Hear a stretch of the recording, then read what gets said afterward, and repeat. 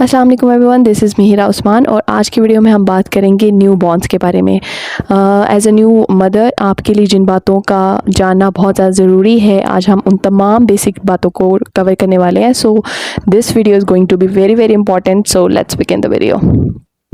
सबसे पहले जैसे ही बच्चा डिलीवर होता है तो हमारा ये कंसर्न होता है कि उसको शॉवर देना है या नहीं देना, ठीक है।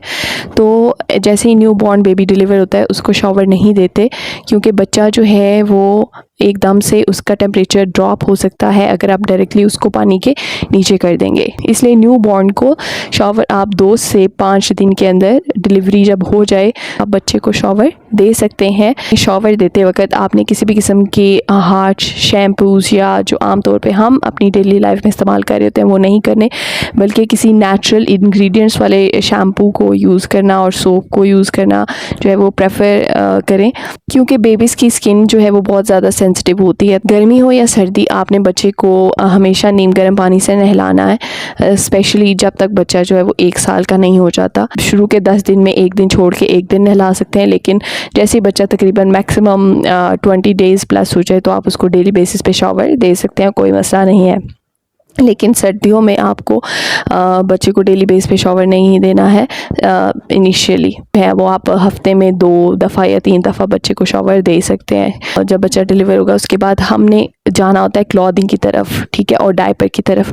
तो डायपर की अगर बात करें तो आपने बच्चे का जो एम्बिलिकल कॉर्ड है यानी कि जो नाड़ू है उसके ऊपर डायपर को नहीं लगाना है, क्योंकि हो सकता है in the case of baby boy तो जो यूरिन है वो उसको लग सकता है, जिसकी वजह से इन्फेक्शन के चांसेस हैं। नाड़ू को यूरिन वगैरह नहीं लगना चाहिए, तो इसलिए आपने हमेशा जो है एम्बिलिकल कॉर्ड के नीचे जो है डायपर को बांधना है ताकि किसी भी किस्म का इन्फेक्शन ना हो। और जो नाड़ू है वो ऑटोमेटिकली विदिन 7 डेज़ जो है वो ड्राई ऑफ होके खुद ही गिर जाता है। तो उसके ऊपर आप कोई क्रीम भी डॉक्टर से की रिकमेंडेशन से आप यूज़ कर सकते हैं उसके ऊपर, अदरवाइज़ कुछ नहीं भी लगाएंगे तो वो ऑटोमेटिकली खुद ही ड्राई ऑफ होकर गिर जाएगा। डायपर को बहुत ज़्यादा टाइट नहीं बांधना है, आपने लूज़ इतना होना चाहिए कि आप 2 फिंगर्स जो हैं उसमें इंसर्ट करके देखें तो वो आसानी से जा रही हों। और बच्चे का डायपर 3 to 4 आवर्स के बाद आपने चेंज करना है। ऐसा नहीं है कि 6-6 घंटे बच्चे को वही सेम डायपर लगा हुआ है 12-12 घंटे, तो इस तरह से आपने नहीं करना है। अब अगर हम बात करें क्लॉथिंग की, अगर बच्चा गर्मी में डिलीवर हो रहा है तो आपको उसको ब्लेंडेड कपड़े पहनाने चाहिए, ठीक है, कॉटन वाले ब्लेंडेड कॉटन पहनाना चाहिए और सिंगल लेयर रखें उसकी। और अगर बच्चा जो है एसी में रह रहा है आपका तो आप थ्रू आउट उसको ब्लेंडेड कॉटन पहना सकते हैं। लेकिन अगर बच्चा जो है वो फ़ैन के नीचे है तो कूलर के नीचे है तो आपने उसको ब्लेंडेड कॉटन की बजाय प्रेफरेबल है कि आप उसको लॉन पहनाएं, ठीक है, क्योंकि लॉन से बच्चा जो है ज़्यादा कंफर्टेबल होगा, हीट जो उसकी बॉडी से है वो इजीली पास आउट हो सकेगी। सो लॉन इज़ प्रेफरेबल। बच्चे का सर खुला रहने दें, क्योंकि बच्चे के सर से जो है वो हीट उसकी पास आउट हो रही होती है काफ़ी ज़्यादा, तो बच्चे के सर को कवर ना करें गर्मियों में।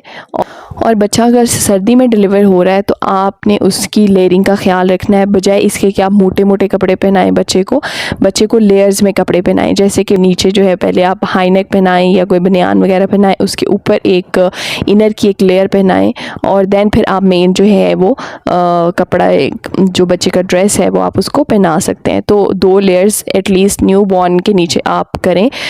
इसी तरह से ट्राउज़र के नीचे भी आपको लेयरिंग का ख्याल रखना है। बच्चे को सॉक्स पहनाएं और उसके सर को भी कवर रखें। और सोते वक्त प्रेफरेबल है कि आप बच्चे की सॉक्स वगैरह उतार दें और बच्चे के हेड को भी खुला रहने दें, क्योंकि बच्चे की जो हीट है मैंने पहले बताया वो हेड के थ्रू ही निकल रही होती है बॉडी से। तो बच्चा जो है वो ज़्यादा ओवर हीटेड ना हो जाए, इस चीज़ को अवॉइड करने के लिए आप उसके सर को रात को भी खुला रहने दे सकते हैं।